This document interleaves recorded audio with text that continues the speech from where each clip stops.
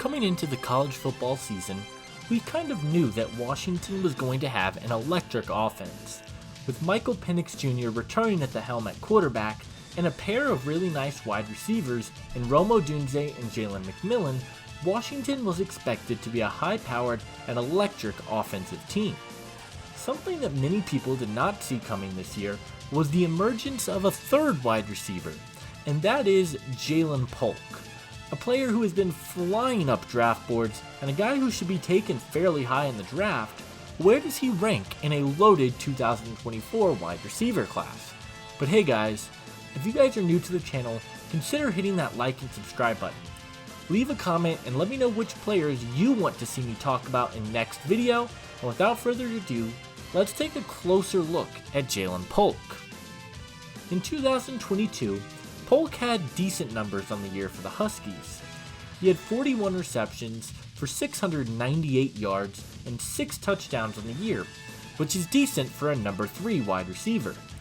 In 2023, however, he has been nothing short of phenomenal and has jumped Jalen McMillan in many people's eyes and has become the number 2 wide receiver on Washington. He had 65 receptions for 1,122 yards and 9 touchdowns on the season, and he's been a huge part of why Washington is competing for the national championship.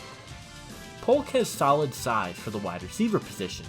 He is 6'2", 204 pounds, and he possesses a tall frame for the outside. He has long arms and has the ideal size that you look for in an outside receiver. Polk has really good speed as well.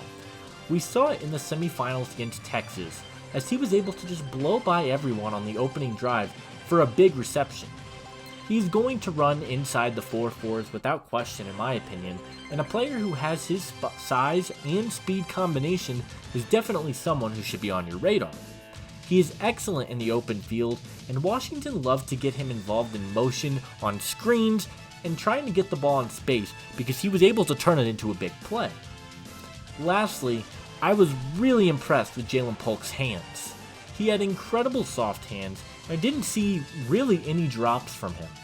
He has good concentration and great body control, and he does a really nice job of making sure that the catch is secured before turning, and it's something that I really love to see from him. He's smooth as butter, and he's got incredible hands. The biggest area of concern with me when it comes to Ja'Lynn Polk is his separation package. He has the speed to win deep down the field, but within the first few yards, there were some areas of concern. He isn't the most explosive player in the world. While he has great speed, his quickness and explosiveness off the line and outside of his break can be suspect on occasion. I want to see him improve on this area, and this could really help him move towards the top of a lot of people's draft boards. He has to learn how to sell his routes and break out of his routes with anticipation and quickness and do a better job of leveraging himself as a route runner. And those are big areas of his that I want to see improve moving forward. The other area I want to see improve with his game is his play strength. In press coverage, he did have a few instances where he was pushed off his route by stronger defenders.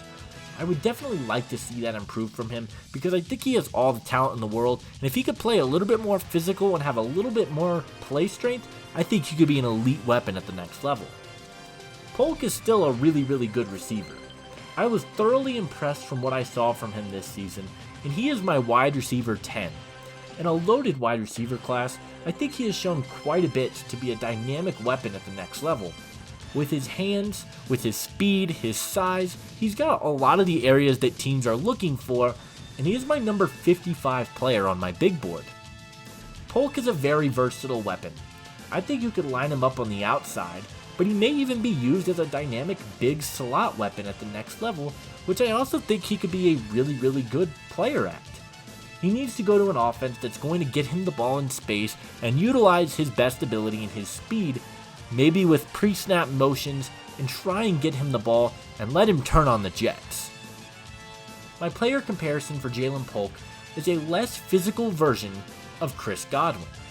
They both have very similar size and speed combinations. Godwin ran a 4.47 while Polk is rumored to run around the same.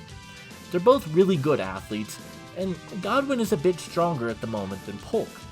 I think Polk can improve his play strength and get stronger, and I can totally see a world where he is at the same level as Godwin, so that is my comparison.